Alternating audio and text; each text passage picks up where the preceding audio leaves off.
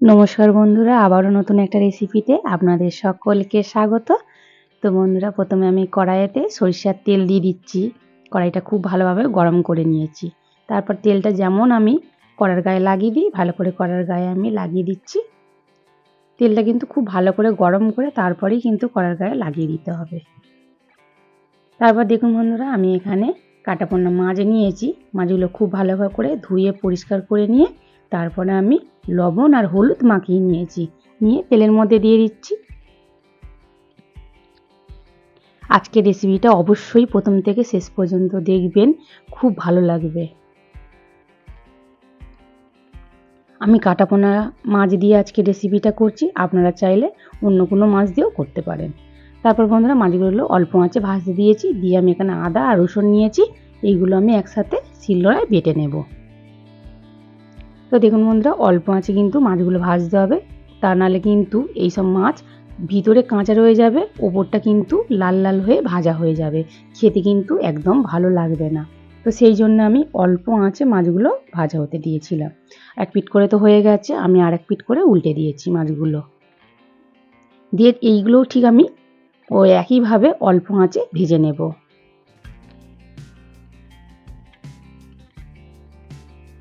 তো দেখুন বন্ধুরা, অল্প আঁচে মাছগুলো আমি উল্টে পাল্টে খুব ভালো করে কিন্তু ভেজে নিয়েছি। দেখুন,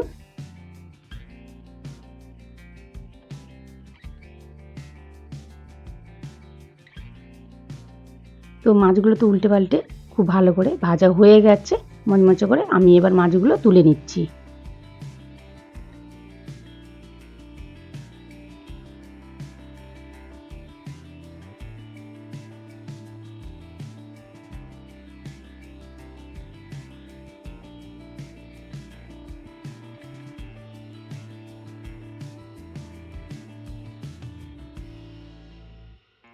তো মাছগুলো তো সব তুলে নিয়েছি, কড়াই তেল আছে, আমি আর একটু সরিষার তেল দিয়ে দিচ্ছি। দিয়ে আমি প্রথমে তেলের মধ্যে পেঁয়াজ কুচনো দিয়ে দেব।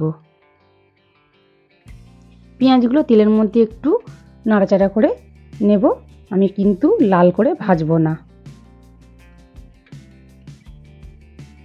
তো দেখুন বন্ধুরা, পেঁয়াজগুলো নাড়াচাড়া করা হয়ে গেছে, এবার আমি দিয়ে দেব আদা আর রসুন, আমি একসাথে বেটে নিয়েছি, আমি সেইটাই দিয়ে দিচ্ছি।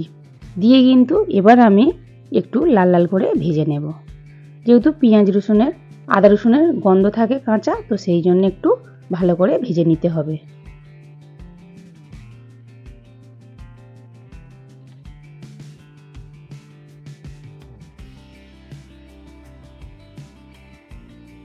তো দেখুন বন্ধুরা, অল্প আঁচে কিন্তু আমি উল্টে পাল্টে ভালো করে ভেজে নিয়েছি, আপনারা দেখতেই পাচ্ছেন। এবার আমি এখানে কিছু সবজি নিয়েছি, যেমন দেখুন বন্ধুরা, বাঁধাকপি কেটে নিয়েছি বড় বড় করে, বেগুন নিয়েছি আর আলু কেটে নিয়েছি।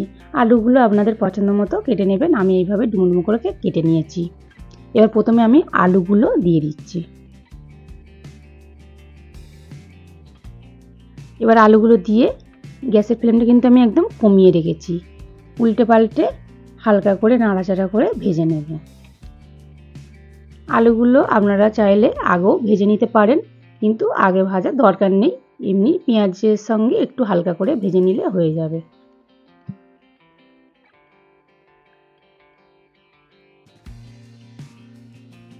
তো দেখুন বন্ধুরা, হালকা করে নাড়াচাড়া করে আমি ভেজে নিয়েছি।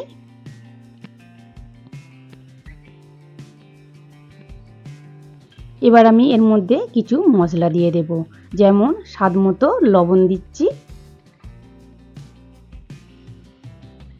তারপরে দেব হলুদের গুঁড়ো, তারপর দেব ঝাল লঙ্কার গুঁড়ো।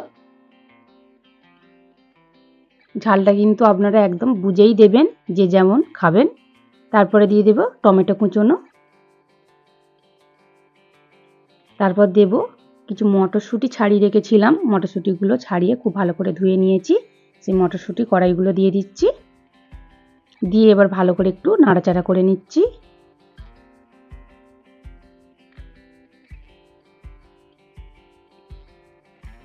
একসাথে খুব ভালো করে দেখুন বন্ধুরা মেশানো হয়েছে, একটু জল দিয়ে দিচ্ছি। তাহলে আর তলায় ধরে যাবে না, কষাতে ভালো সুবিধা হবে।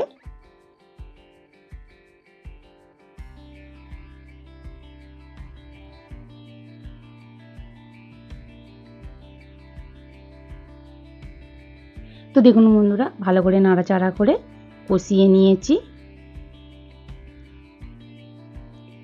এবার এর মধ্যে আমি দিয়ে দেব কেটে রাখা বাঁধাকপি আর বেগুন একসাথে আমি দিয়ে দেব। বাঁধাকপিগুলো কিন্তু অবশ্যই একটু বড় বড় করে দিতে হবে, তাহলে কিন্তু খেতে ভালো লাগবে। একটু আমি হালকা করে নাড়াচাড়া করে নিচ্ছি।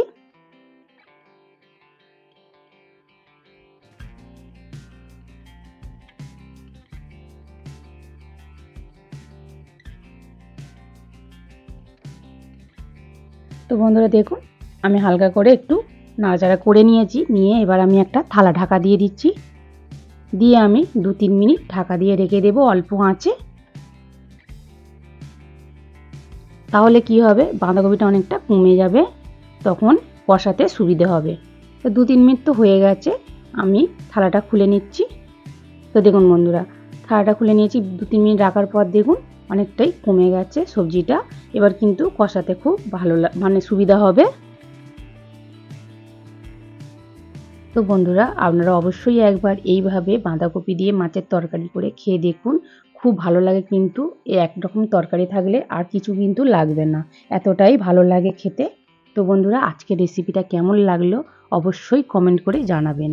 যদি ভালো লাগে লাইক শেয়ার কমেন্ট অবশ্যই করবেন, বন্ধুদের সঙ্গে শেয়ার করবেন, আর চ্যানেলটাকে সাবস্ক্রাইব করে পাশে থাকবেন। তো দেখুন বন্ধুরা, অল্প আঁচে কিন্তু আমি খুব ভালোভাবে কিন্তু নাড়াচাড়া করে কষিয়ে নিয়েছি।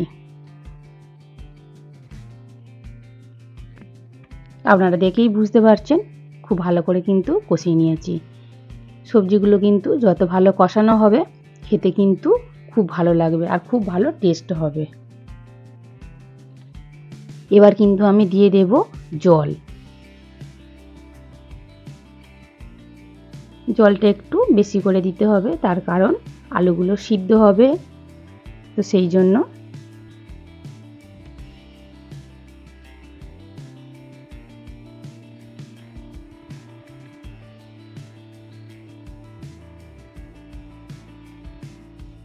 জল দিয়ে খুব ভালো করে একটু আমি নাড়াচাড়া করে দিয়েছি।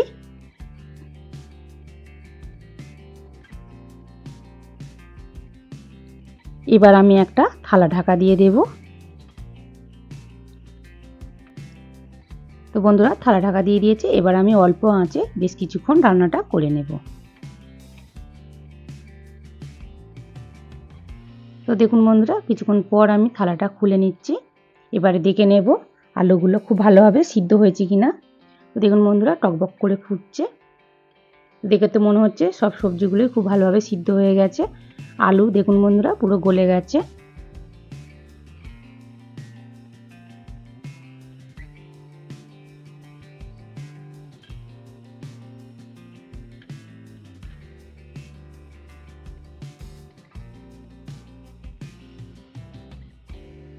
ঝোল তো খুব ভালোভাবে টকবক করে ফুটে গেছে। এবার আমি এর মধ্যে দিয়ে দেব ভেজে রাখা মাছ।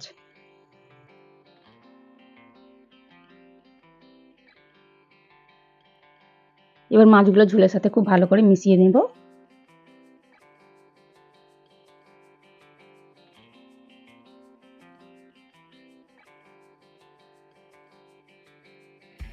তো দেখুন বন্ধুরা, মাছগুলো তো ঝোলের মধ্যে দিয়ে দিয়েছি, দিয়ে একটু ফুটিয়ে নিচ্ছি।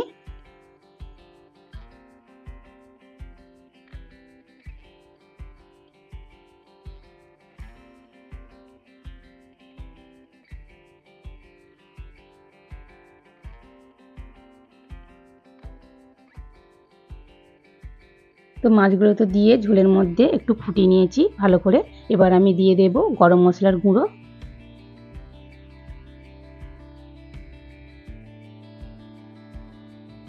দিয়ে গরম মশলাটা খুব ভালো করে ঝোলের সাথে মিশিয়ে নেব।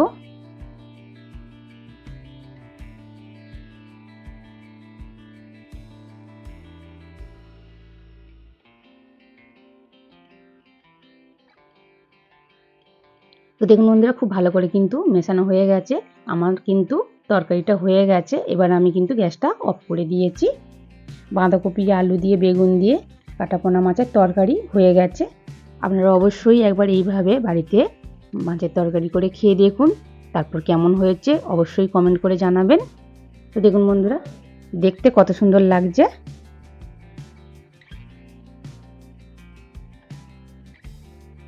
তো দেখুন বন্ধুরা, কি দারুণ লাগছে দেখতে, খেতেও কিন্তু অসাধারণ হয়েছিল। আপনারা অবশ্যই একবার বাড়িতে বানিয়ে খেয়ে দেখুন।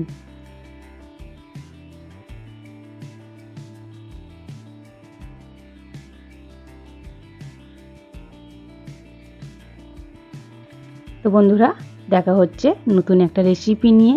ততক্ষণ না ভালো থাকুন, সুস্থ থাকুন, সাবধানে থাকুন।